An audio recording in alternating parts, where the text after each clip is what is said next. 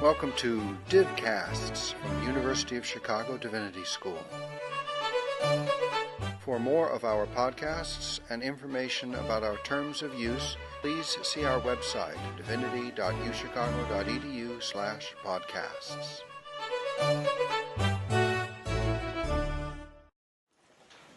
So welcome to the first, I guess, plenary, larger cross-disciplinary session of the craft of teaching for this year approaches to the introductory course in religious studies. Just a couple of announcements before I turn it over to our facilitators and presenters. Next Friday will be our first ever Pedagogy Brown Bag, which is simply an informal lunch discussion. We'll gather in 403, the seminar room on the 4th floor. Bring a lunch, we'll just talk about pedagogy.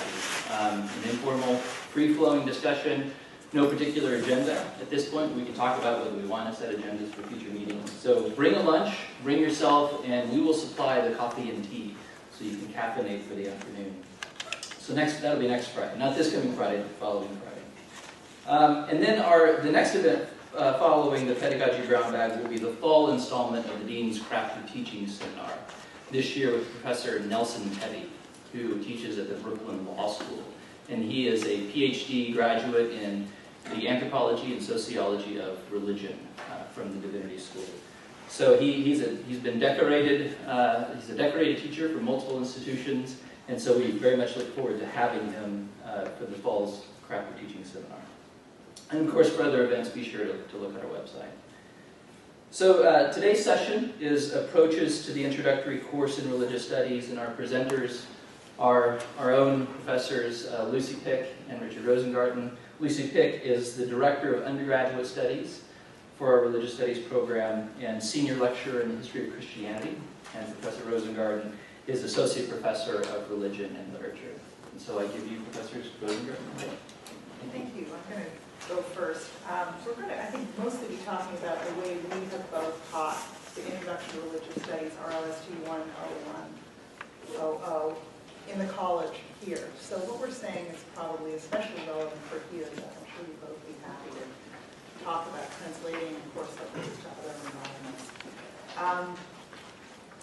I should maybe read the description of the course that's in the catalog first, so you know what we were working with. The description in the undergraduate course catalog says, this course introduces some of the central concerns, problems, and materials of religious studies. Students are exposed to a range of primary and secondary source material grouped around a set of themes chosen by the instructor. Possible themes include canon, prophecy, revelation, initiation, priesthood, sacred space, discipline, and ritual. Now, I wrote that description, so I had nobody to blame but myself when I had to actually come up with something that would be a course that would address that. But before I talk a little about how I started doing that, I just want to ask a couple of questions of you guys. How many of you majored in religious studies? Okay. How many of you took an introduction to religious studies or religion or world religions or whatever? Okay. And are you all doing graduate work at the Divinity School or have done it at a Divinity School or in some other program that studies religion? You can stick your hands up. That's just okay. Did any of you answer no to all of these? Or, I'm sorry, no. One. I'm sorry. Okay, so I am the only one who answered no to all of these questions, which means that every single person in the room is more qualified to teach an introduction to religious studies than I am, and yet I do it. And so what that is supposed to tell you is that, in fact, you all can do it. I think it's probably one of the most frightening courses that you can be required to offer, especially if you have to kind of come up with a syllabus all by yourself. Because we're all embedded deeply in our specializations, and the prospect of stepping back far enough to see what this field looks like can be quite daunting. But if I can do it, coming from a rather different area, I know that all of you can do it.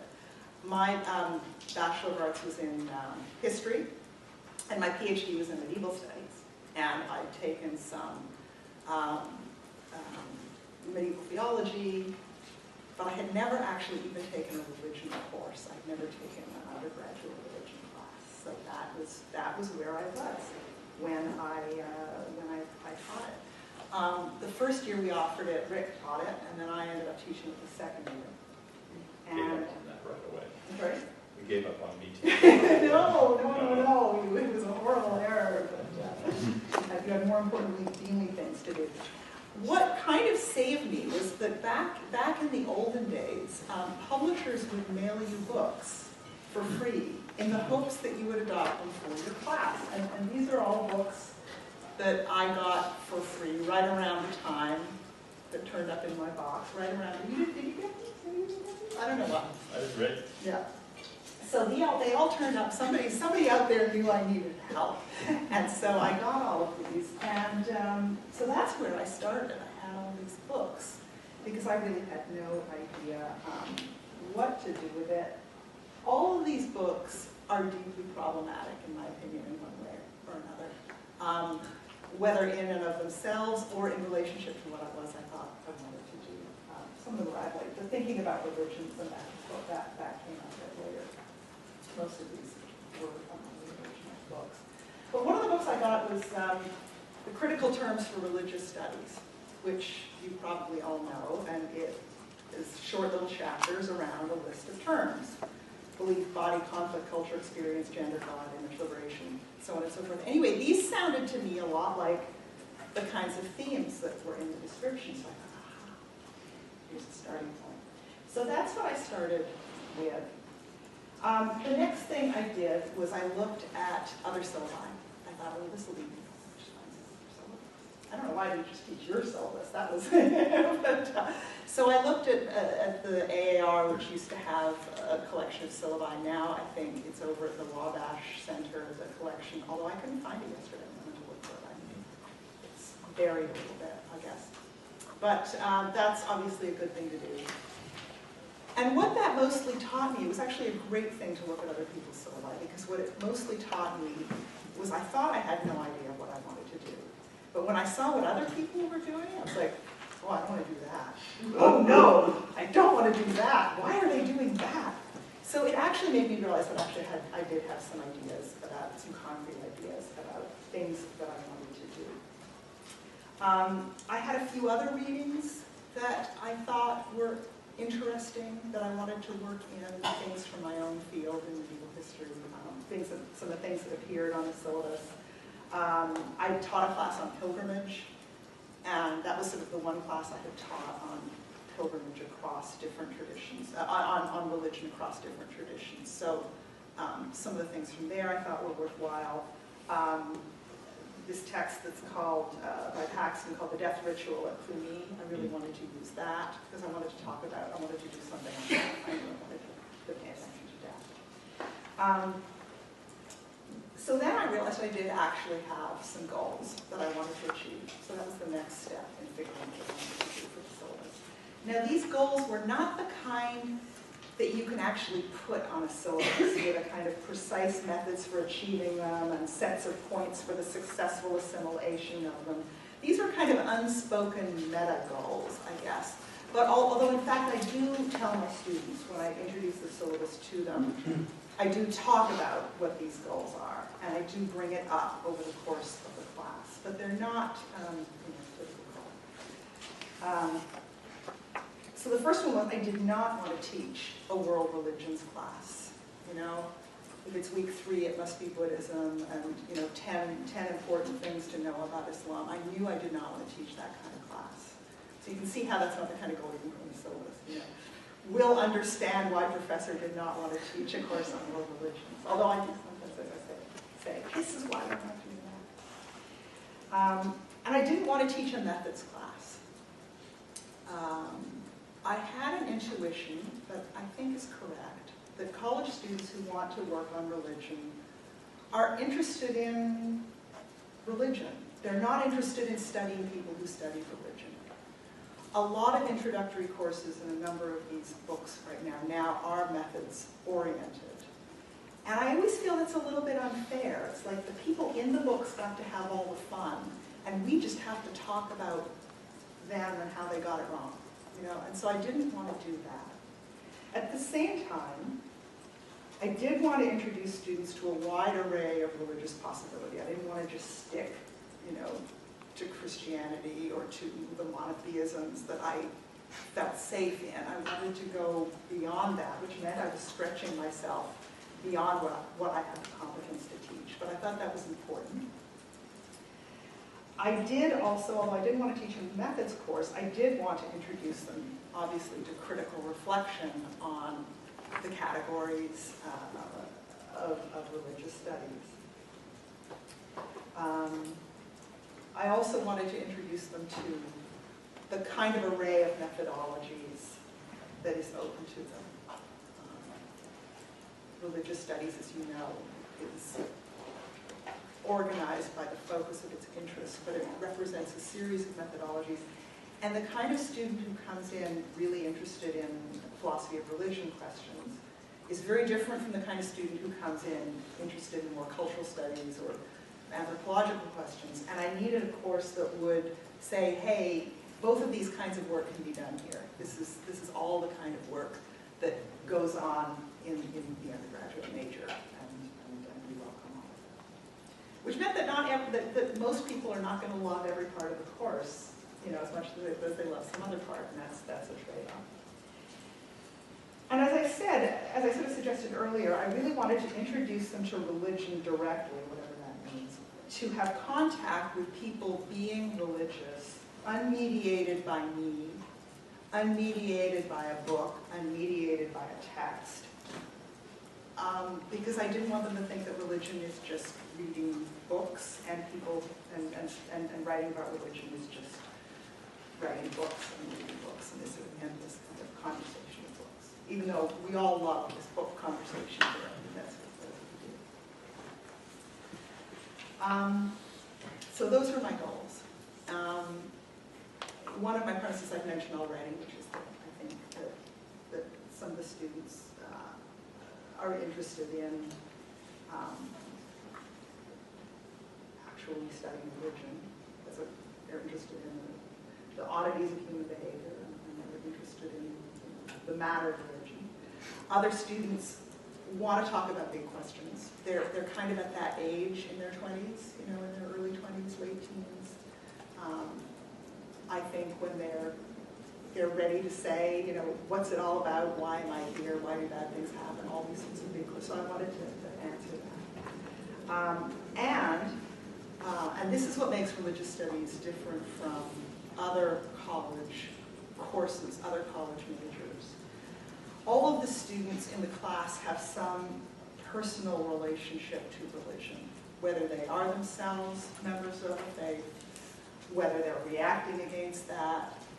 They have some non-academic relationship to it, which is different from the study of history, the study of biology.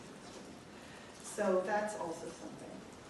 So all of these things together drove the way the syllabus is shaped and what's on the syllabus. And I'm not going to go through it in detail, but I think the other thing that helped me organize it, it actually in some ways was a help that I hadn't had a large formation in religious studies myself, because it meant I was very open. What I ended up being influenced by was the shape of the Divinity School and the shape of this was also in designing the major too, the shape of the Divinity School and the division into the three committees, historical studies, constructive studies, and religion and human sciences, which in the undergraduate program we call cultural studies. So I divided the course up into three groups. There are actually three groups of threes. Actually, this was a little kind of inside joke for myself, which I will share with you now, and you will think I'm very lame. But I was working on angelic hierarchies at the time, so we've got three groups of three. I thought that was really cool. And I won't tell you who's from the angels.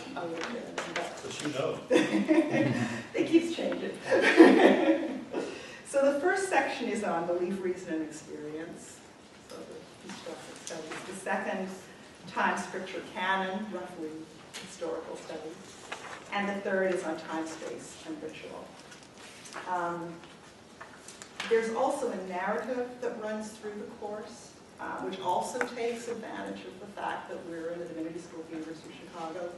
There's a sort of a debate, which I do make explicit, between J.Z. Smith and Eliana about approaches to religion.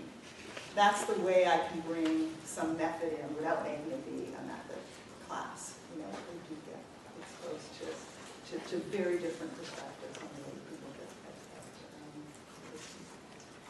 So we begin with belief, reason, and experience. We begin with these big questions that put some of the stable categories, or seemingly stable categories, that of belief, experience, religion, into question. For the writing text scripture canon section, I begin with David Tracy's article on writing. It's a difficult article. It's a difficult article for undergraduates. It's very short. You go through it very slowly. But I think also, again, it helps to destabilize a little bit what they think about text, and it becomes a good introduction to the rest of the course. The next class, we look at canon formation, and the class following that on interpretation. We wanted to have a whole class where we're talking about interpretation. This actually came with me. And then I have 2 classes on genre. It's the way I've organized it here. Sometimes it's 1 class. We don't really have time to do this in 1 class. And this is my way of being able to teach texts that I don't have a proper academic formation to teach, but to at least expose the students to, because I can talk about the genres of these texts. It's a way that I can responsibly have them read outside of my field and still be able to say something that I think is useful. And even just having, you know, a group of college students understand that, oh yeah, that's a narrative, and this is a poem, and this is a prayer, and this is, you know, is something useful. And then the last section on time, space, and ritual. I won't say too much about it, except that there are some texts here that I really, really enjoy. The Paxton I mentioned already. I really enjoy the way the article on Pinalba works with the Warren's article on gender. And one of my favorite articles, you know, a great article for scholarship and a great article for teaching are not necessarily the same thing. There are certain articles that do a lot of work for you as a teacher.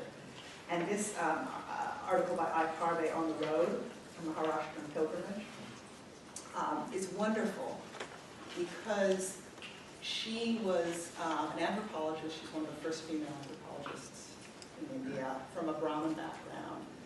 And she's going on this pilgrimage, and she's partly pilgrim, and she's partly anthropologist. And both of these things come out in this article, this sort of dual relationship and the tension between them. It really works well with their final assignment, which is, I talked about wanting them to, you know, encounter something other than the book and in the classroom. And for their final assignment for this course, I asked them to choose a religious tradition that is not their own and attend services there, and then write basically a description of what they see, what they smell, what they taste, what they hear, how the space is organized, color. I've got a whole list of things that I asked them to look for. The papers for that, as you can imagine, there's no thesis for the papers, so it's not like they're coming up with an argument. They're not expected to come up with an argument. I do grade them, you know, but the real purpose of that assignment is to have them be that person in that space, and then come back to our classroom, and we have a class where we just talk about what it felt like to be there, how they felt, you know, how they felt being, how they, levels of comfort or discomfort, how they interacted with people, how they felt they changed the experience of the other people that was there. So it's sort of a place to reflect on studying. So that's all I'll say for now. But we can ask more questions later on. Good, thanks. So, I thought I would offer just a few general comments and then talk about the syllabus you have. I guess that I want to say a couple of things at the outset, and the first one is that to teach an introductory course, in my view, is always about context, context, context. And that it's really hard to talk about it abstracted from a particular institutional setting and the demands that the course makes. And I think Lucy has illustrated that really nicely with the materials here. And I want to step outside Swift Hall for a minute and talk about some introductory courses that I know of that are either happening or happen at other places to illustrate this a little bit. So for example, Georgetown University has a course that every faculty member in the Department of Theology has to teach called The Problem of God. And that is the title of the course. And you will teach the course if you're a member of the faculty there under that title. And you will teach it whether the subject is Islam or ritual or Christian theology or whatever. And there are in fact many different syllabi, but they're all under that title and they're all indexical of it. And if you want to have an interesting conversation about context, talk to our alum Fran Bantley, who teaches there and who's a scholar of Buddhism. And who's going to teach a course on the problem of God. Okay, so that's one illustrative context. Now another one, and this is a dated example, it's not true now, but it was emphatically true in the 80s and the 90s, is Williams College, largely under the aegis of two of their faculty members, Mark Taylor and Gans Little, had a famous course called Theory and the Study of Religion, which all undergraduates who studied religion took. And it's my understanding that those two and no one else in the department taught it, but if you were going to major in religion, you took this class. And it was a class in the great masters of suspicion, right? So you read Freud and Nietzsche and Marx, and you thought about religion through the lens of that.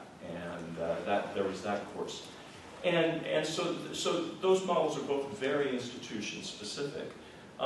There are, on the other hand, a variety of places which take the approach of let a thousand flowers bloom in this regard. And everybody who teaches Intro to Religion teaches it out of their specialization, quote unquote. And there's a series of classes offered that count as Intro to Religion. And then there are places where, and Kenyon College, where I went, was like that. I mean, what the intro class was like depended on who taught it, basically. And then there's the kind of thing that someone like Jonathan Z. Smith does here when he teaches Intro to Religion, which is he really wants to teach you how to read a text closely. And so he teaches it, at least one of the versions I've seen, on the basis of Supreme Court decisions. And you read Supreme Court decisions on religion for a quarter, and you build out of that into some notion of what religion is. So, you know, I think the first thing to say, and this is another version of Lucy's nice first point, which is certainly the variety would suggest that you can all do this, and that there are a lot of ways to skin this cat. But there is also, as I think Lucy said, this deep existential problem, which is, you know, I've heard, for some reason, this phrase seems to be in my ears in the halls a little more these days than it has been, that, you know, the imposter syndrome is rampant with regard to the Intro to Religious Studies, right? Who am I to present the introduction to religion to the world? I don't know everything about religion. I can't know everything about religion. Who can? How am I supposed to do this, et cetera, et cetera. That's very real and legitimate. I do want to put in a brief for teaching such a course, which is to say that I think all of us who study religion have to have some notion of religion in mind to justify what we do in some way. And the challenge of thinking from one specialization to a defensible rendition of this is actually a good intellectual exercise. And I hope you'll all do it as a consequence and treat it that way. So those kinds of things were in my mind. And a very practical point related to this is collect syllabi. Please collect syllabi. I must have 150 syllabi, either in files or online. I always say, oh, would you send me your syllabus? You know, I now have, God help them, people out in the world teaching that I've worked with there. You know, oh, I'm teaching this. Oh, send me a copy of your syllabus. Will you? Again, syllabi. You see a few syllabi, and a lot of these deep principled problems you have become very practical in ways that are just very good. And it doesn't reduce any of the angst, but it is great to have them there and to see what people are doing. The reason I learned to do this was in my first job I had to teach ethics. I had never taken a course in ethics in my life. And a guy who was an alum of the div school named Peter Brown said, oh, I have some syllabi. And I went over to Regenstein and I Xeroxed 50 syllabi, and I thought, I should collect syllabi. It's a great thing, very helpful. Okay, so broadly speaking, I think the challenge of teaching an intro class is that you really have three audiences in the room, or at least three ostensive purposes that you have to be open to. One is that you are teaching people about religion with the idea that they might want to learn more about it, that they might even, perish the thought, want to major in it. You're in a department where certain people, evil administrators, will want to know how many people are interested enough in your field to major in it, et cetera, and so there's a recruitment dimension to the intro class. But let's put it in intellectual terms. You say you want to create the kind of excitement for religion that will allow people to teach more classes. That's one clientele that's there. But another clientele that's there is the clientele that will never take another course in religion ever, either because of pragmatic reasons or out of hostility or any one of a number of things on a spectrum. And so you got them, and you've got them for the one time where they're going to do this, and you want to think about what things you want to have them think about and be exposed to. And then there's a third purpose in the room, which is to locate this field, discipline, whatever you call it, I call it a field, in the panoply of knowledge, right? In the academy, in the world of the college or university where you teach, what is the study of religion and all this? And I think all the three of those things are things that it's important to have some openness and good disposition towards if you're going to teach an introductory class, because they'll all be there, and indeed the same person will rotate between those purposes at different points in time. So, you're not talking about fixed targets, you're talking about moving targets. Tom Groom, who's a theologian of religious education, likes to tell this joke that when people say to me, "What do you teach?" I say, "Surely you mean whom?" And the last bit of advice I'll give you is, before you teach an intro class, especially if you're teaching traditional college-age students, read a good book on the psychology of people between the ages of 18 and 22. I'm actually very serious about that. It's an extremely useful exercise. For those of us who are psychologically tone-deaf like me, it was shocking and revealing, but it's very, very helpful. And these are just good things. But you're teaching people, and I can't emphasize enough how much I underestimated that when I started teaching and how important that is. You're teaching a subject, and we're focusing on the subject, but the white elephant in the room is you're teaching people. And as Lucy said, some of them come with enormous agendas about religion that they know and that they're bringing in the room. Some of them have enormous agendas about religion and they don't know them and they're bringing in the room. And some of them are in some in-between place, but nobody is disinterested. No one is disinterested. Do not believe anyone who says, "I'm completely disinterested about this," is nonsense. It's not true. The best attended class the first semester I taught at St. Xavier was the one that wasn't on the syllabus, because I had students continually asking me, "What do you think, Mr. Rosengarten, about this material?" I kept saying, "I'm teaching a class. If I tell you what I think, you'll think that's the answer on the test." Finally, I said, "Fine, you want to know what I think? After the grades are in, if you want to meet, I'll meet." And this is literally true on December 23rd, it would have been 1988. I went to a bar in Beverly, down on the southwest side, and all the students in my class came. They were like, the bartender was thrilled. He's like, "Such a good, you bring business in." And they want to know things like, you're a Catholic, are you against abortion, and do you believe in premarital sex, and all this stuff. And what that illustrated, wow, they have tremendous agendas, and you underestimate all that at your peril. And you let it into the classroom in those kinds of ways at your peril too. So how you manage this is a very complicated thing. So all of that, in a certain way, has very little to do with the way I put together the course that is in front of you. But it's probably another exercise in context. And this course was, as Professor Pick indicated to you, the maiden trial voyage of an introduction to religious studies for our new undergraduate program. And I'm still not fully clear why I wound up teaching it, but I did. And it is modeled Yes. It is modeled, yeah, I said yes. Well, it's like the old sad sack, the sergeant lines all the privates up and says, "I need a volunteer," and the one who steps back least quickly gets the job. But I actually loved doing it. It turned out to be a huge amount of fun. But really what I was trying to do with the class was to have a kind of principled equivocation about the relationship between, on the one hand, thinking theoretically about religion and the religious, and on the other hand, encountering realia from religious traditions. I wasn't happy with choosing one or the other. I was especially interested in the transaction of that. And I wanted to make that the basis of the course, and that was the guiding principle of it. The second thing was, and some of you have heard me on this before, I was determined not, if at all possible, to invoke what I regard as the invidious distinction between theology and religious studies. And so I was interested in creating a kind of a context in which the whole panoply of what I wanted them to think of as religion, which embraced thought and normativity, which embraced tradition and reception, which embraced practice and politics and sociality and literature, was in principle in play. That's what I was trying to do. I didn't succeed. I probably couldn't have succeeded in my defense, but I don't think the course did all those things. But in a certain way, I don't think the course could have, and I'm at peace with that. This is one of the reasons I think a syllabus is a great thing. A syllabus is kind of your last chance to say, this is what I would like this to be. And the course is some version of that. It is never everything you want it to be.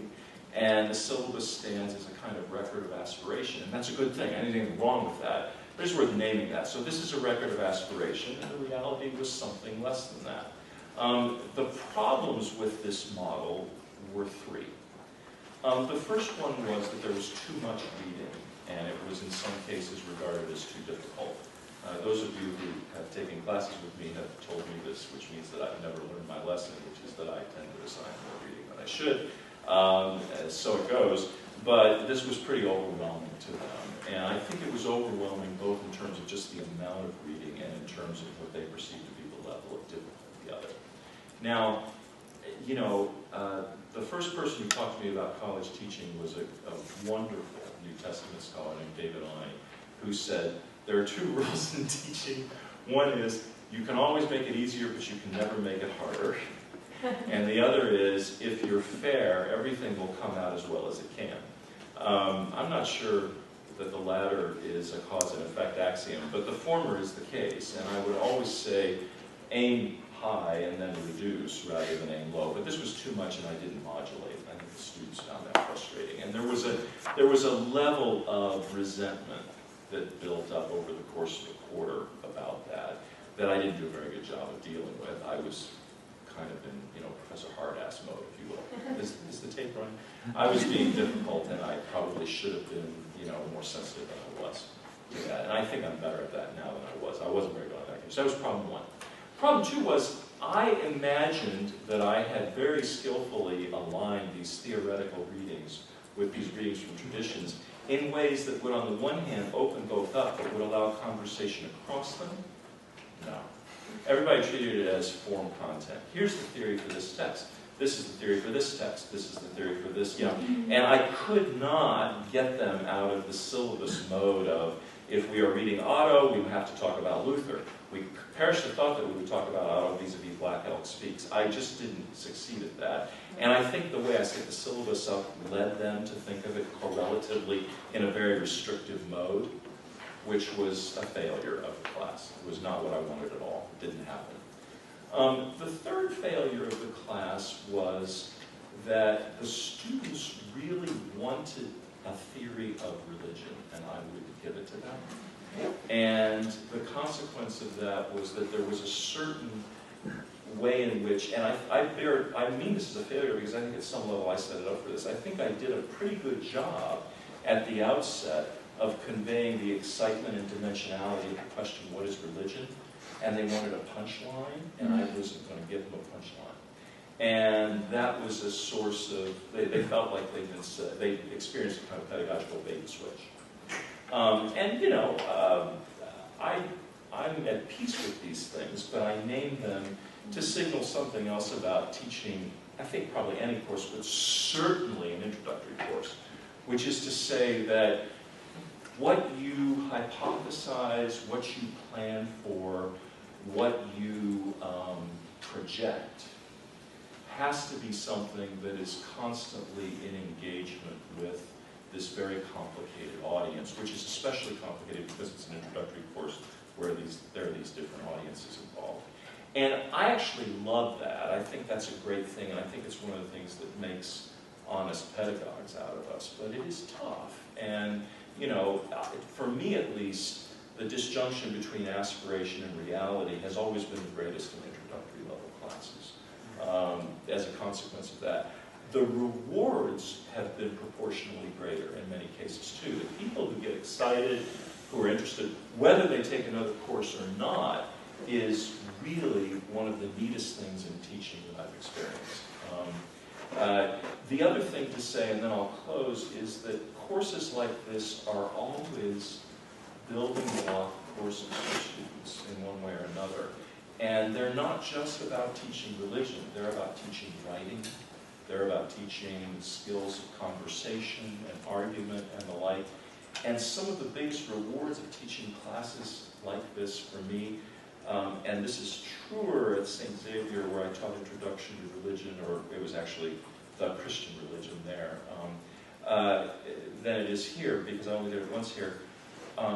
Some of the most wonderful experiences in pedagogy I've had is the 2 or 3 students I taught in those classes who troubled to tell me that they thought they had learned how to write in that class, who didn't really index what they learned about religion, but they learned something about how to write or how to read a text or something like that. And I think that, you know, as you're thinking about the class and its challenges and its rewards, it's good to let things like that condition the way you put the class together. What kinds of writing you have students do, how you have them do it, et cetera, is really crucial. The first time, I'll end with this because it's a funny joke on me. The first time I taught this class, I made the mistake of following the syllabus of my predecessor, who gave quizzes throughout the term and then had them write a final paper.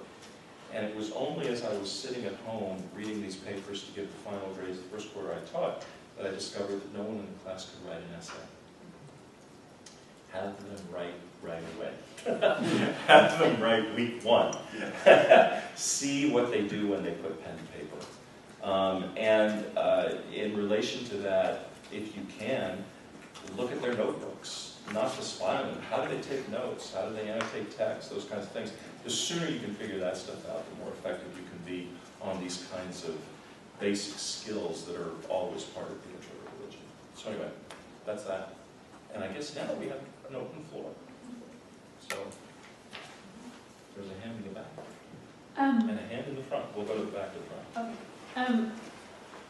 Dr. Rosengarten, you said that you set up, you thought you did a good job of setting up the question, what is religion, and then you didn't want to give a punchline. Yep. How would you do that again? Would you not dwell on the question at the beginning, or would you give a punchline? That's a good question. I would still dwell on the question at the beginning, and I would, I think, try to suggest that the question is misunderstood if it's understood as having a probative answer for all askers of it. And I try to say that that's an index of the complexity of the topic. I'm not fully happy with that. What would you think? Well, I would like Ms. Dr. Pick to answer that question. I begin by reading J.Z. Smith's Religion, Religions, Religious. And in that, he basically says, I ain't going to give you a definition of religion. There are lots of definitions of religion. They're all good depending on what you're using it for. And here's the problem, here's why it's difficult to define religion. So we begin with that right at the outset. And whether they're sad or not, I'm sure the sad ones probably drop the class. But that's how I deal with it. And I think when he taught, when Smith taught the class too, he would also begin with that part. Never teach yourself in that class, but that's another thing. No. Mr. Cabot. So I'm also to begin with for you, Mr. Rosengarten. The question is, the second fault that you felt that you had was that your students couldn't get away from viewing the readings as formative content. Yeah. If you had this to do over, or you were going to advise someone who were going to teach this, Hypothetically, yes, right. is there a way that you've discovered to facilitate the students moving away from that? Yeah. I stumbled around with this. Right now I'm teaching, as Mr. Cather knows, and Ms. Davis knows, the introduction to the study of religion here, and my latest answer to that is to say it's a mistake to think that introducing people to the study of religion is a matter of either theory or method, it's a matter of both. And that the fundamental mistake in the field right now is that we think if you do theory on the one hand, or as Lucy said, method on the other, you're introducing people to religion. You actually have to do both, and this, I'm sorry, Ms. Lemon was in there too. And that in fact, it's about the correlation of those things, and the hope is that that destabilizes, on the one hand, the kind of tit-for-tat approach, which is kind of better than, I said before. I think the one thing I would say is that it was probably, I'm a historian, so we love primary sources and secondary sources. And teaching this class completely destabilized my understanding of the primary and secondary. So there is no, and I see it's still in the catalog description, you're going to have to change that. there is no, the secondary sources that we treat them as primary sources. Well, first of all, thank you for doing this. This is great. My question, I guess, the students, having been one myself and knowing you, I understand to some degree what a religious studies major is, what draws a human being to do that to himself. What I worry more about is the non-majors. I don't know exactly what would draw a person to do something else in their lives, but take 3 hours of themselves per week to go sit in a class and study religion. I don't know. So I'd like to just ask, what do the non-majors hope to take away from classes like this? What do they? What can I do for them to help them out? That's a good question. I think a lot of their interests are pretty similar to the interests of the majors, which means they're very varied. A lot of them have a relationship with religion themselves, that now they're away from home. They don't necessarily want to leave it, but they want to put it in question in some way. And so taking a religious studies course could be kind of a way of rebelling without, leaving the whatever it is that they're part of. So I think that there's a group that are like that.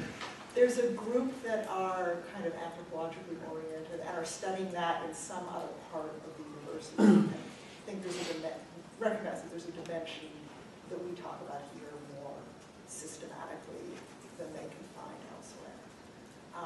Similarly with people who are interested in some aspect of history. It's interesting the students that we get in the intro class. It's interesting the students that we don't get in the intro class, actually. I would be willing to bet that we've never had a student in the intro class who was in the InterVarsity Christian Fellowship, for instance. There's some groups that don't take religious studies. You had a corollary to that, Yes, and I want to say something about it. I have a related question to that, Yeah. which is, I remember when I was an undergrad, a lot of people would take religion classes to just learn about other religions, right? So I was curious, how do you balance in a syllabus like this, not only sort of the obvious theoretical stuff we've been talking about, but just factual, historical. Someone's like, I don't know anything about Hinduism, or what are the 5 pillars of Islam? How do you sort of balance those two? I have to say that I don't think the intro course is the place to give that kind of information. I think that my own view is that it's great to have those kinds of courses in a curriculum, and that you shouldn't make the requirement of the intro course an impediment to taking them, but that's my opinion. So let's take your question and contextualize it in a way that gives it bite, which is to say that you're in a place where you have to take the intro course before you take anything else, and you're going to get these people. Well, then you've got, I think, a really interesting mind, because as Professor Pick said, I don't think you can do anything like the kind of justice that would satisfy a person to all the religions that people want to know about. So, what would you do? Well, one thing you could do, I've done versions of this, is you can say to people, look, there's a research project, and it's to, examine the data of a particular tradition, and we're going to give you some tools for doing that, and you're going to pick your tradition to do it, and it can be everything from, the group down at the corner that meets on Friday nights to, you know, Roman Catholicism and the Christ the King, you know, pre-Tridentine mode. And you could do something like that, but it's a really tough challenge. I just want to say, I think the one thing you can, without question, do for everyone in your class, this grade leveling agent, and I mean this very seriously, it's going to sound like, model excellence. Just model excellence. Just show them what it means to be seriously engaged in the study of this. And I think that's a great leveling agent. The class should not be, in my view, anything other than a really rigorous intellectual engagement with the topic. It should be fun, you know, but it should be that. And if that happens, you're doing every student in your class a real service, because you're modeling habits on a topic that are of service to them no matter what they wind up doing. And I really believe, I personally think that's actually true of almost, you know, Smith says all undergraduate teaching is introductory teaching. I think that's just categorically wrong. But all of it is introduction to great basic habits of thinking and reading and writing. All of it always is. And that, I think, is the way to deal with what is everybody in here for. Good luck with that. On the other hand, what everybody ostensibly is in here for is to be serious about this. Be serious about this at the highest level you can be, and there you go. To follow up with that, I mean, one of the things that I wanted the intro course to be was difficult. Yeah. Seriously, because this religious studies has this sort of a reputation. Like, I went oh, about 14 feet feet over that bar. Come down to earth! And I can go and relax, I'll hear some Yeah. stories about odd people, and I did not want this to be a place, you know, for that. So I wanted it to be difficult. And to answer just, you know, the question specifically, I know that that's what the students want. They want to have that tour, that bus tour through, and I refuse to satisfy. But I do try and explain to them why I'm not satisfied. And I think, you know, they hopefully they get it. Can I just say, I'm very explicit about it. and interesting, this is another intro to religion. I thought about mentioning it, and I didn't, but I will now. And I will preserve the names to preserve the innocent. But I used to travel a lot to recruit for the Divinity School, and I was at a major state university. And I was told, oh, we have this introduction to religion, and it subscribes 500 to 1,000 students every time it's taught. And I was puzzled by that, but I thought, well, surely there's some people we could recruit to come to the Divinity School. So I went to the school, and and the teacher even said, I'll introduce you and announce when you're going to be available. So I thought, how can I miss, right? Well, I went to the lecture, and the lecture was literally what Professor Pick described. It was entertainment. This guy he was very articulate and all, but he wasn't really teaching, he was performing. And they were there to have fun. It was quite disenchanting. And then in class, he introduced me, and I went, you know, to this building where career and development, where it was called, and I sat in the room for 3 hours and nobody showed up. Mm-hmm. And I thought that was really interesting, and I actually think it's a really good point. Anyway, there were a couple of hands up. Professor Pick had mentioned there are certain kinds of people and certain groups who will not take religious studies, presumably because values might conflict, but you'd also mentioned the particular agendas your students had. Mm-hmm. And so at some point you're going to encounter resistance, frustration, when agendas or presuppositions or if not violated, at least put in an uncomfortable position. Yeah. How do you feel is the response of the instructor to that? Whether it's, I mean, the easy target here would be very conservative religious people who are taking this course, but that may not be it. I'm actually a little uncomfortable with that example because I think it's the ready at hand. Right, I think that's the easy one. But I mean, there's a whole range of suppositions people could have. Do we have a responsibility, and I'll put this simply in either or, but do we have a responsibility to either help work them through this in some way, or two, do we have a certain set of principles that we have in an academic institution that we are just going to say this is how we play the game, and you might feel uncomfortable, but this is the way we roll, so to speak. The way we roll.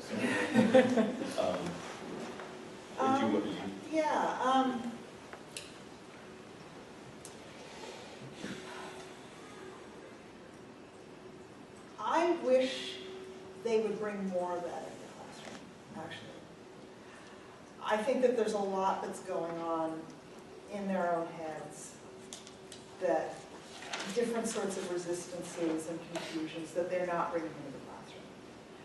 I think that they have become, I think this may be something that I said the last time I sat in front of you and gave a pedagogy workshop, but I think they have become extremely polite.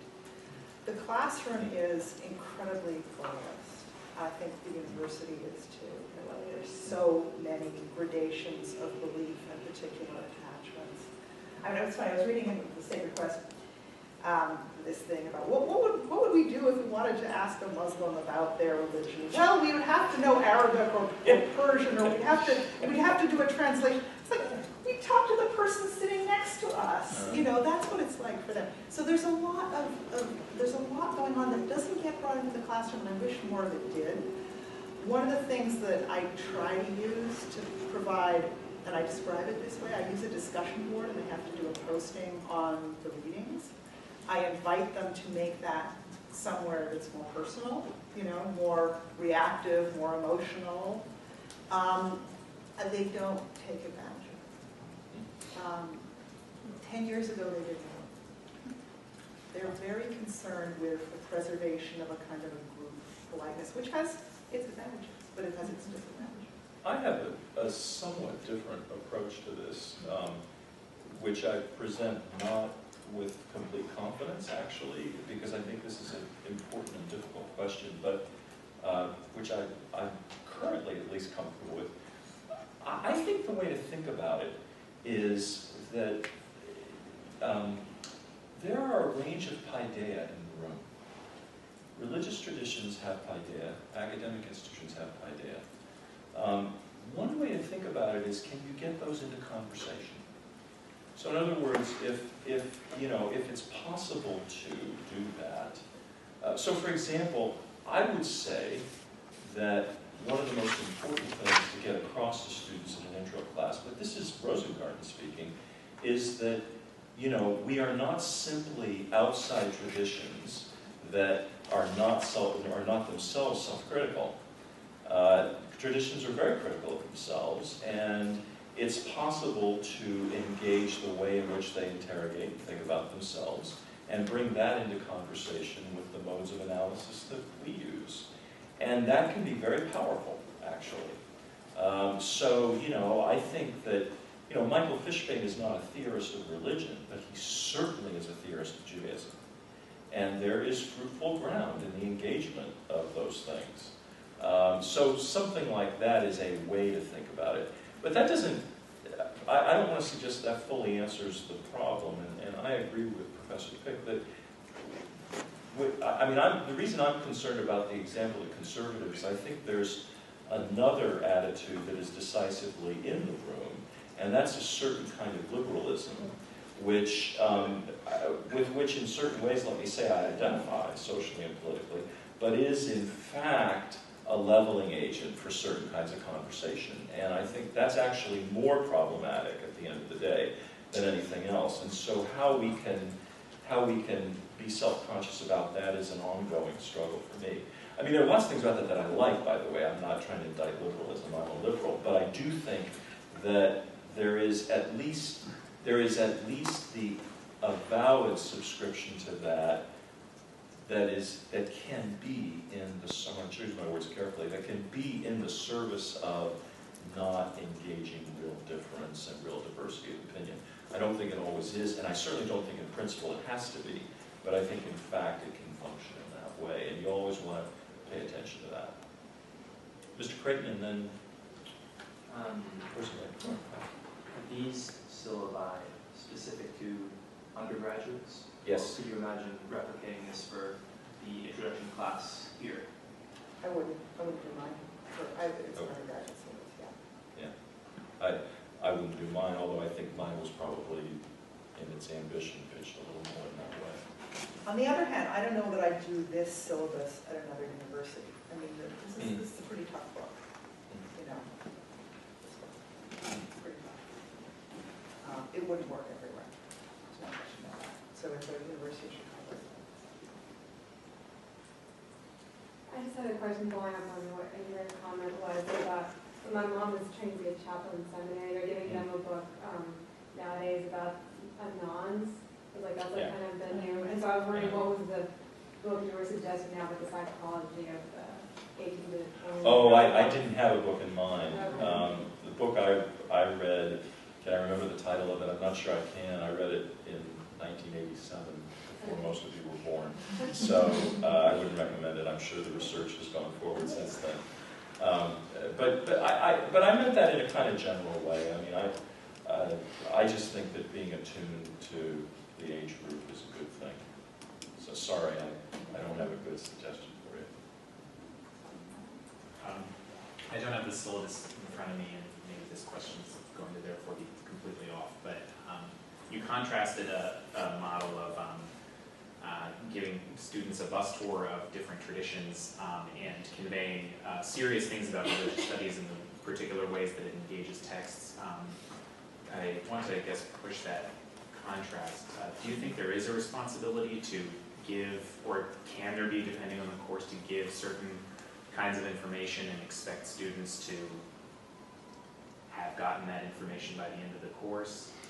Like I know the Civ sequences have a core of, and it's very easy to say, the course I've TA'd is Introduction to Chinese History, is that it is just funny stories about China and like common cultural tropes and all these things, and the depth is added to it, but students may not get there if they don't read correctly.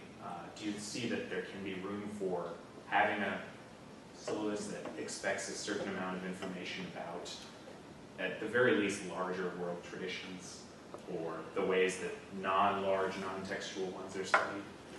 I am not interested in teaching a course like that. I mistrust most of the premises on which a course like that is based. What are those premises that you reject?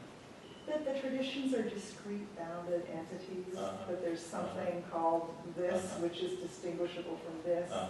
They tend to, in these textbooks, they tend to, even if they're trying to avoid privilege in Christianity, the categories the categories of the things they mention tend to be taken. Some do it better, of course. This World Religions Today, I think, is one of the better ones. So I haven't seen it done in a way that I like. I don't feel like my job is to be a conduit of information about religion for students, of that kind of information. I sort of mistrust that kind of information.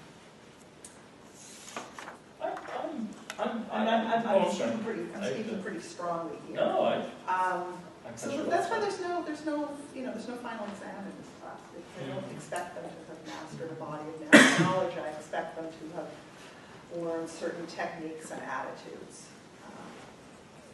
and to be acquainted with material that they can go on and study further. I mean, we read a little bit of the Tao Te Ching, and I would love it if somebody wanted to take a class on Taoism, where the information can be brought to them much more responsibly. Yeah, I don't think I actually differ from Professor Pick. I think I would want to add a rider for myself, which would go as follows.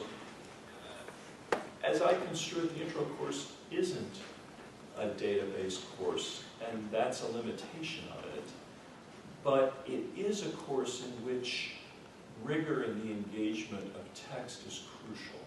In other words, I want to steer away from the notion that it's an anything goes kind of class. So you've got to get Otto right.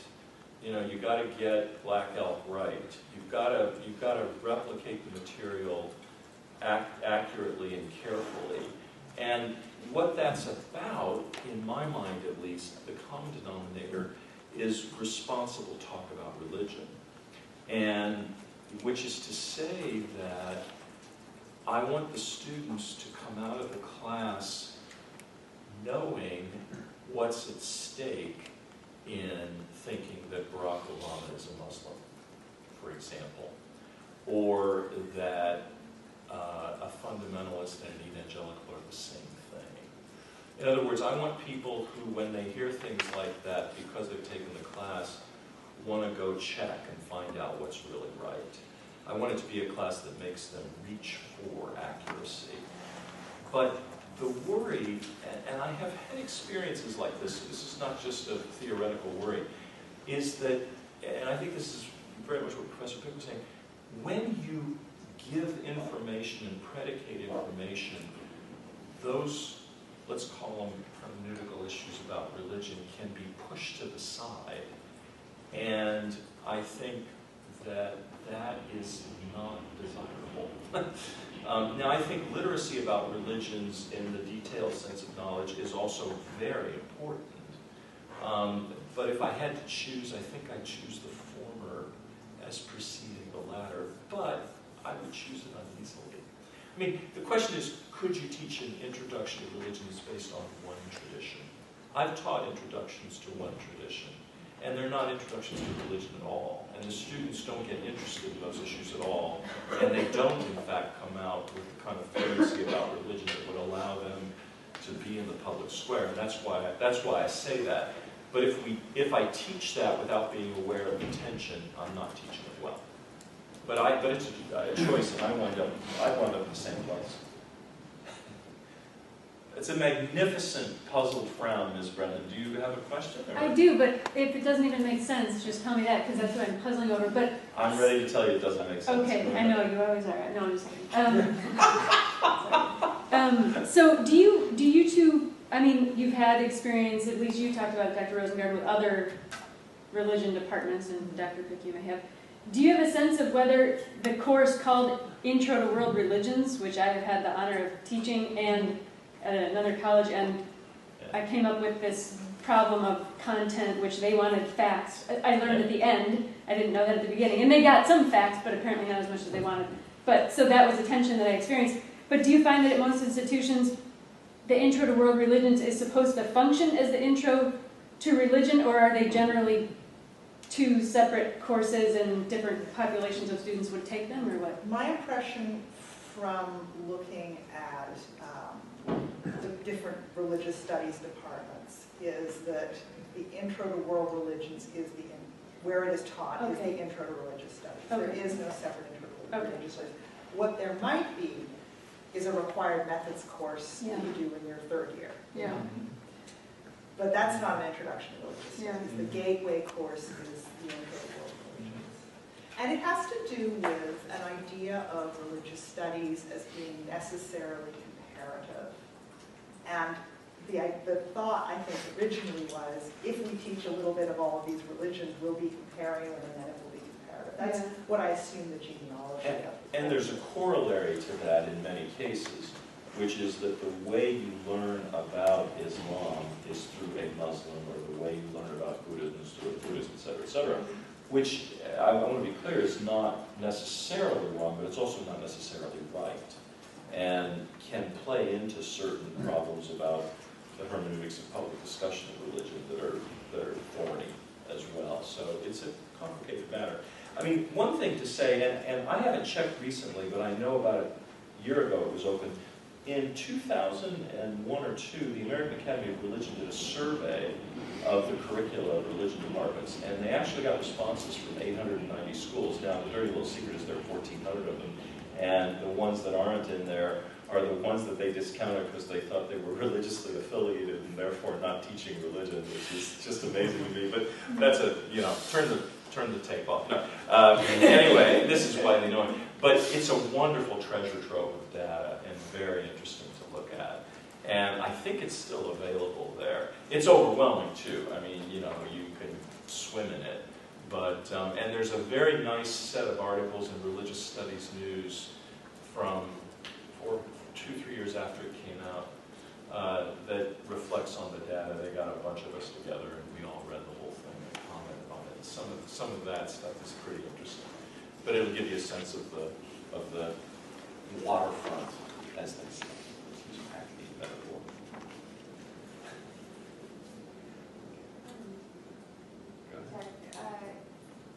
I haven't been able to formulate this into a question, but can I pose it as a worry? respond. So I participated in a number of these teaching events, and I don't know whether this is just me having like an existential crisis about teaching, but there's such a focus on, you know, this course is not to teach the subject X or the content X. It's to teach students how to think, write, etc. But is there not? There's no. I mean, there is not content really that you want students to know, or is that all, or is there more? Is it enough? A couple things about that. I mean, it's a great question, and it is a question. It's not just a worry. I think there are a couple things going on here. I mean, one is that let's be clear. Some of you will go to places where the intro class is the introduction to a tradition or traditions. That's the school I taught at. We had introductions to Catholicism, Christianity. It's an interesting conundrum about which I could tell you some thoughts. And it was not a Jesuit institution, but Buddhism, Hinduism, Islam, Native American religions, that kind of thing. I mean, so some schools will answer your worry by doing that. But the other things to say are, first of all, the students you teach are not going to remember more than 10% of the content you give them. Every study of what goes on in college underscores that. On the other hand, it's clear to many people that the skills that students learn or don't learn in college are definitive of how they function in life. And so I think part of what we're saying reflects the juxtaposition of those two things, which is what students take away from college is less the particular data that's discussed and more the habits of reading, writing, expression, etc. that they practice there. And so that's what's going on with that. That said, I don't think I've ever taught an introduction to religion that, I hope I haven't, that doesn't have lots of content in it. But it's just not organized around a tradition. It's organized around some postulation about how we think about religion. And then we look at specific stuff that is or is not instantiations of that. But it's not a tradition-based course. You know, those are great courses. I love those courses. I've taught them. I will teach them. But that's not what this is. The content that is in there will hopefully excite them to read something or take another course, but particular content is less important. It's not that they're empty of content. It's that the content is there doing other kinds of work. I think I actually have the opposite fear of Nora, which is that I worry about being stuck teaching in a place that is far too focused on content. So I wonder if, let's say that we're in a position, as I'm sure many of us will be, where we aren't allowed to create our own syllabi, and or at least we're expected to teach a course that addresses very specific, departmentally created priorities. For instance, the Intro to World Religions as the intro course. Do you have suggestions for ways that we can, yes, of course, under the radar, sneak in there and sort of finesse it to our own preferences and avoid that kind of buffet style? And then as a sort of addition to that, I wonder, my immediate thought is, well, you could teach, exegesis by using this text, or then, you could move to this, but then I wonder if we would be stuck in the same problem that you highlighted, Professor Rosengarten, where they mistake, exegesis of the Quran for being a Quranic thing or being a biblical thing, as opposed to one skill that you could use for all texts, or something like that.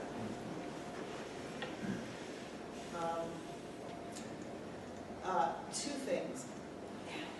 University of South Carolina, I'm not sure which campus, but they obviously have an introduction to religious studies that everybody's sort of required to do, and it's required to do. And I found two syllabi from this campus, and one of them was clearly just the kind of very content-oriented. I don't remember if it was world religions, kind of traditions or not. It might have been. And the other syllabus was clearly somebody who had done exactly what you had wanted to do. Had sort of built in some sort of critical sections that put, that was not sort of just here's the content, learn it and know it, but had them do more reflection on the kind of content they were doing. those 2 syllabi are available on wherever the Wabash Syllabus project now is located. If you want to take a look at it, it's really interesting. It's clear that it's the identical course, same title, same description, but 2 different iterations of it. I'm from North Carolina, so I appreciate it. I don't remember. I don't think it was the main campus. I think it was a I would, those of you who have this concern, I would recommend to you a nice short article that appeared, I think, in Literature and Theology by a guy named Brian Britt called Wigs and Veils, which is his description of teaching at a small college in Georgia, where he felt that his obligation as a pedagogue was to get students to analyze forms of social and religious behavior locally that people elsewhere would axiomatically regard as objectionable, and how he did that in an intro syllabus. It's a very interesting piece, and it builds out into an argument about his self-identification as a scholar of religion, flying under the radar of official expectations about things. I have mixed feelings about the broader message, but the point it makes that I think is relevant to the question is, I know very few people in the academy, I do know a few, but the vast majority don't fit this, who are not able to make the courses they teach their own. I just don't see a lot of that out there. That there are challenges in that, yes, but most people I know by year 2 or 3 are teaching things pretty much the way they want to teach them. With all the conflicts of, do I know how I want to teach this or not? My favorite story on this is, I was hired at St. Xavier, and I was hired to be the non-Catholic Christianity guy, basically. I mean, it was a Catholic school, they had a real Catholic tradition, and I was the guy who taught all the other Christian religions, if you want to think of that word, traditions. It was actually great for me. But I taught them as R&L classes. So I taught the Christian religion as a story of hermeneutics and exegesis of the Bible, and of narrative, and there was lots of theology, there was lots of data, lots of history, they had, lots of, what happened in 1215 kind of things. But I taught it as an R&L class, and I inherited a class called Religion and Atheism, and we read Walker Percy and Camus in there. And so you can do, I think, in most places, those kinds of things. Even in places where they have like a set syllabus, which some places do, you're the one who's, arranging the assignments and the readings and things like that. And so I would be cautiously optimistic that you're going to find yourself with the capacity to shape courses as you wish. On the other hand, I think with that comes the responsibility that students will respond to it, and you've got to close the circle and be able to say this. I can show you that this works, and that gets into things like course evaluations and those kinds of things. But I'm not confident that that's going to be your major problem. Titles are screwy things, and precedents are screwy things, and they do and don't land. There are exceptions to this. I don't want to, but in my experience, at least, the vast majority is otherwise. From an administrative point of view, the administration are going to stop you from changing the course to suit you. But I think from the point of view of the students, there's students who have an expectation of a textbook. That's right. And That's text, right. and that's going to be the challenge. That's right. That's exactly right. Yeah.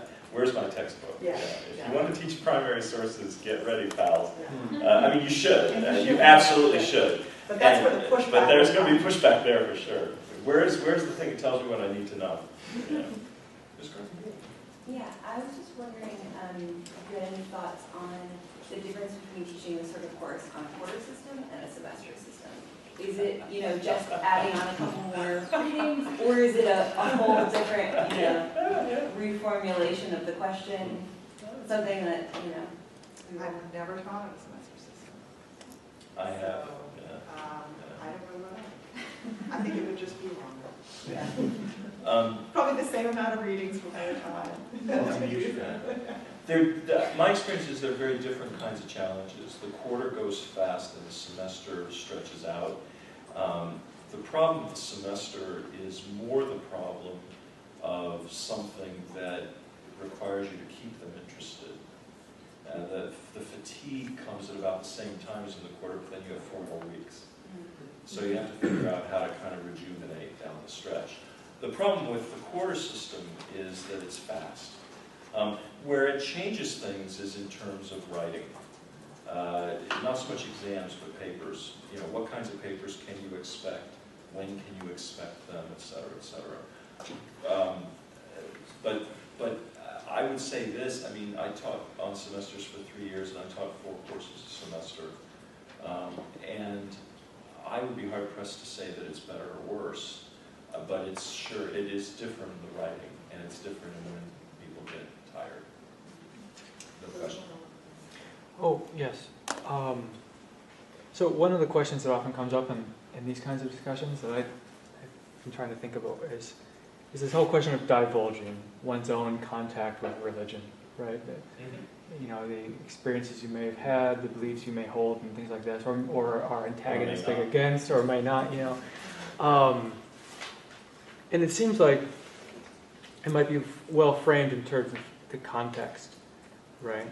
That in certain situations there are tactical advantages towards certain kinds of divulging or disclosure, and there are certain tactical disadvantages towards this as well.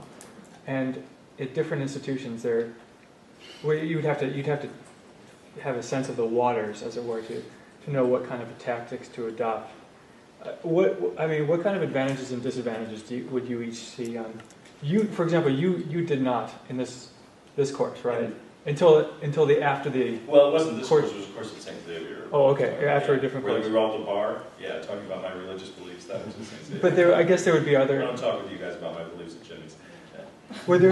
I suppose there would be a situation where you find it advantageous to locate yourself in some way. I have never been in that kind of situation, and I think especially in the introductory course, I have a hard time thinking about a situation where I would want to talk about that. What I do try to do, and maybe if I did more divulging, it would, I don't know, I'm afraid it would shut people out. And what I want to do is make sure that people know that in this introductory course, nobody's trying to convert anybody. It doesn't matter if you're a believer. It doesn't matter if you're not a believer.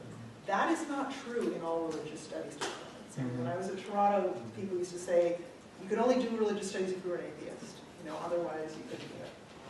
Toronto's a wonderful place then. Toronto's a place in other respects, but you know, we don't do that. You know, that's not what we're doing. And so I'm trying to create that kind of atmosphere. I want to have an atmosphere where people feel that wherever they're coming from is okay. And I have some people coming from unusual and unexpected places. I think any divulging I did would hinder that. That's interesting. I think I feel somewhat differently about it, but this is a tough question. The worry I have is that if we want the students to be candid, we probably ought to be candid too. Yeah. And so I'm a little bit worried about asking them to do something that I'm not willing to do. That said, as I said earlier, the great danger of divulging is it can completely skew the learning situation. So it's a challenge. Now, some schools will decide this for you, which is to say there are schools that either have a religious identity that is fundamental, and you either have to, they will either hire you in part because you are practicing, or because, to quote the statement on the University of Notre Dame's website, you have respect and indeed reverence for the Catholic tradition, for example. You know, and so there are places that kind of do some work towards your attitude about that, but a lot of places don't. So I think I'm a minority on this, and I say this only because, in a very friendly way, because I think it's a tough question. I'm a little more comfortable, actually, with these things being out in the open. I mean, you don't have to scratch real hard to find out that I'm a left-wing Roman Catholic layman, and you know that I go to church and I pray the creed, but that I'm pretty critical of hierarchy and things like that. Certainly, the William Christie people know that really well, and Cardinal George, God love him, knows it well.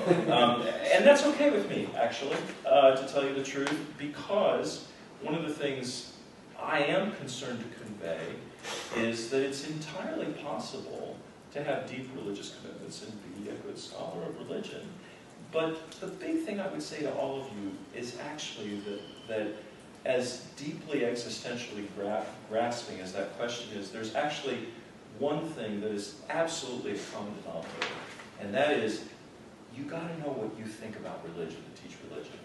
You don't have to think a particular thing about it. You don't have to be a believer or a non-believer, but you got to know what you think. You got to be in touch with your relation to religion. And the reason for that is that if you're not, these kinds of dilemmas will not be ones that you can adjudicate well.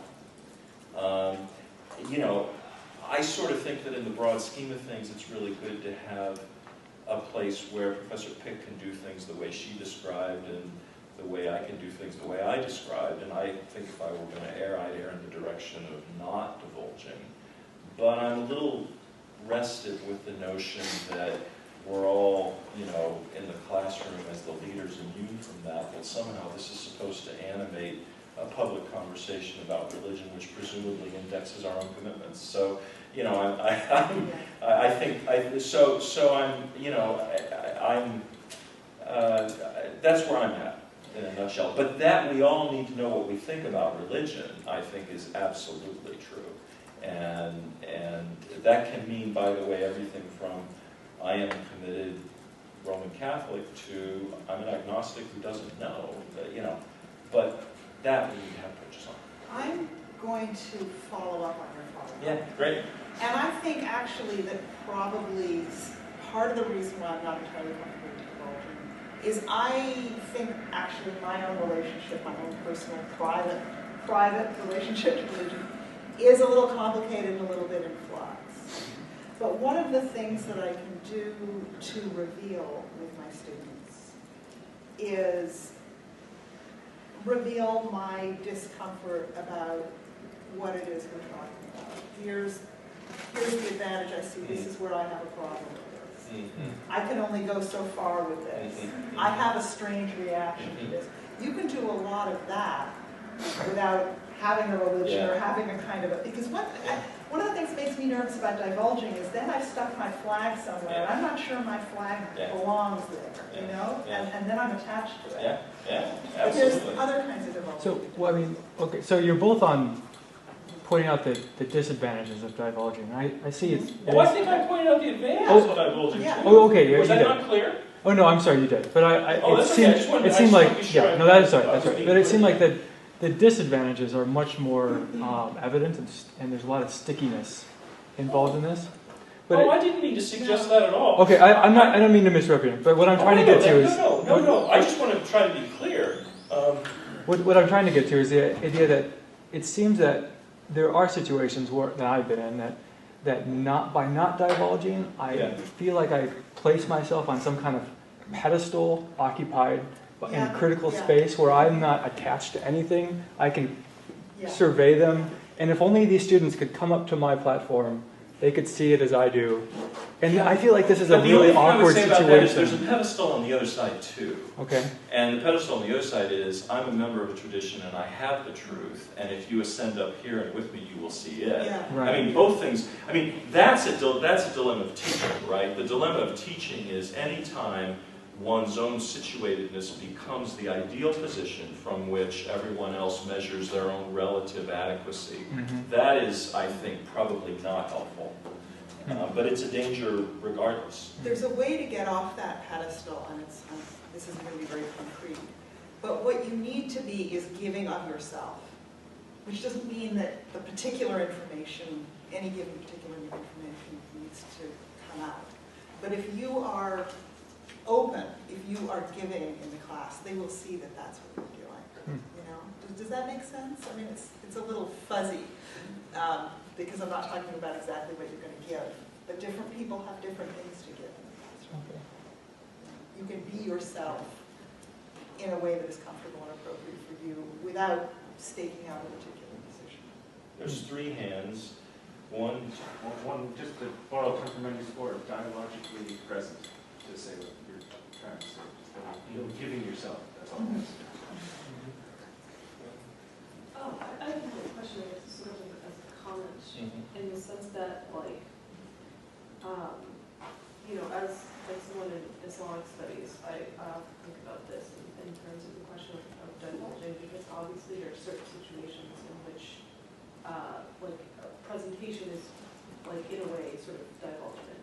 So, like, for example, if I, like, looking the way I do, teach, you know, introduction to religious studies class, and, you know, my wonderful colleague Nadia teaches an introduction to religious studies class. Before either of us even opens our mouths, there's a whole host of assumptions in the students about this issue. And I don't have like an answer, I know it's not a question, I just wanted to sort of toss that into the mix, because the discussion about divulging is assuming that the students, you know, that sort of mere blank slates. And I think that in a lot of ways, like, it is, especially people, you know.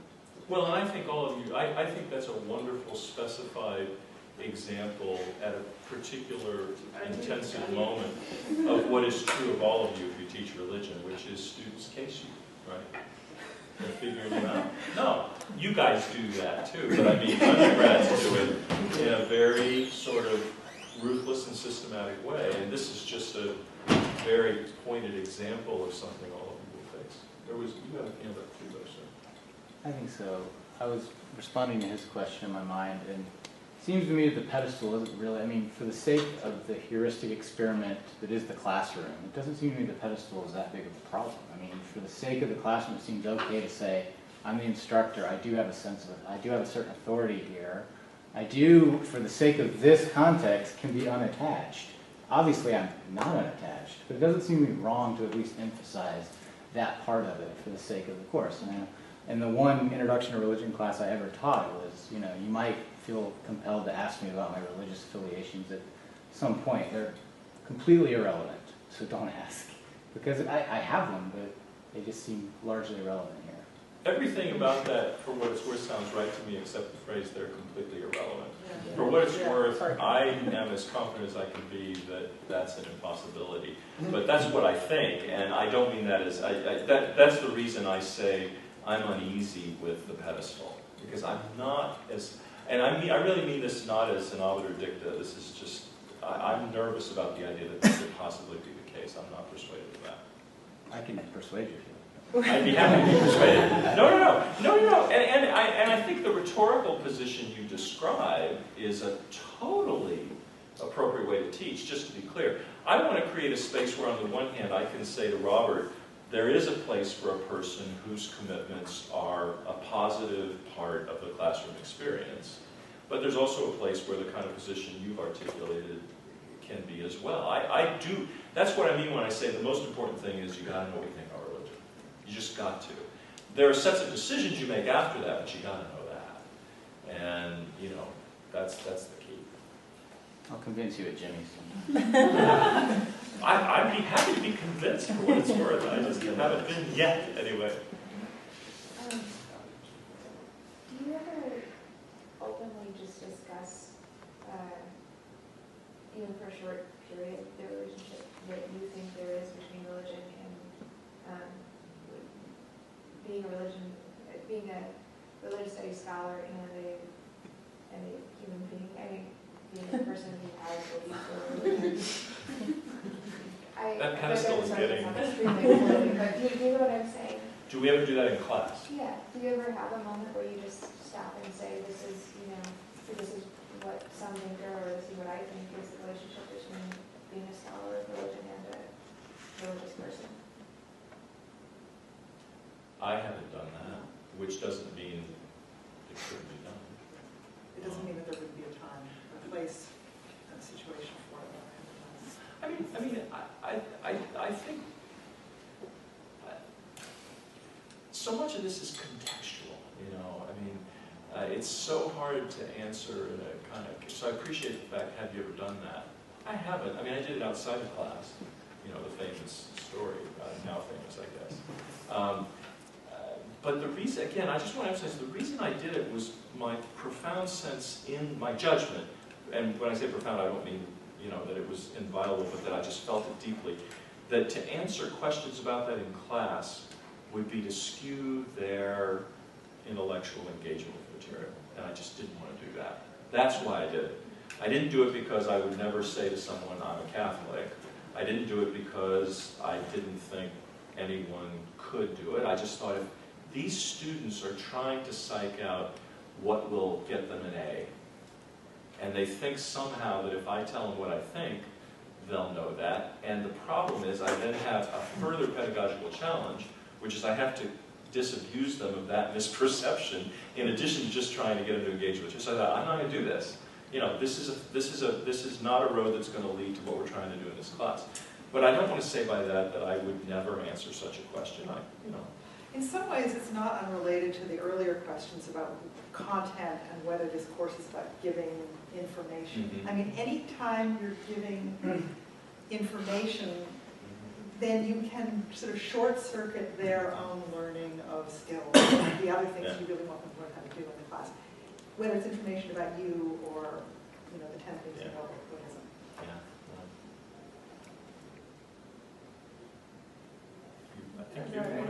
Well, just when I walked in this room, I saw that stack of books. I immediately thought of Masuzawa, and and so I was wondering, like in the classroom or for this kind of course, would you introduce the whole genealogy of world religions? I mean, we're in university settings. Like, why do we have Intro to Religious Studies in America right now? And that whole project, like, do we have to introduce American religions and the project of universities and religions in university part of the U.S.? Tiny bit of that. And once again, that's where that J.C. Smith article helps. But because I do think to think about taking a religious studies as a major, I think it is sort of important to think that that's a creative thing. It's not. Yeah, I haven't been in a situation where I've needed to do that or where I've thought to do that. I would say that if I were to do that, I'd lean more towards the J.C. Smith than Masuzawa, because I'm a little nervous about some of the narratives of the rise of the study of religion, which I think actually tell a very complicated and contested story in fairly streamlined ways. And I admire Professor Masuzawa a lot, but unless you know what she knows, that narrative is partial, and I worry about that. But I think it's a great way to teach it. The other thing that's tricky about it, of course, is that if you privilege it, you can privilege a kind of constellatory perception of religion, politics, etc., that perjures in certain streamlined conversations about democracy in the West that doesn't necessarily tell that whole story. And I'd want to put something like Jose Casanova's book next to it or something like that to problematize the narratives. But I am conscious that we're beyond our scheduled time, so let's have a break, and I'm sure our presenters would continue to field a few questions as we adjourn, but let's thank our presenters. We thank you for listening to or viewing our podcast. For more information and for other podcasts, please see our website, divinity.uchicago.edu/podcasts. Copyright, the University of Chicago Divinity School.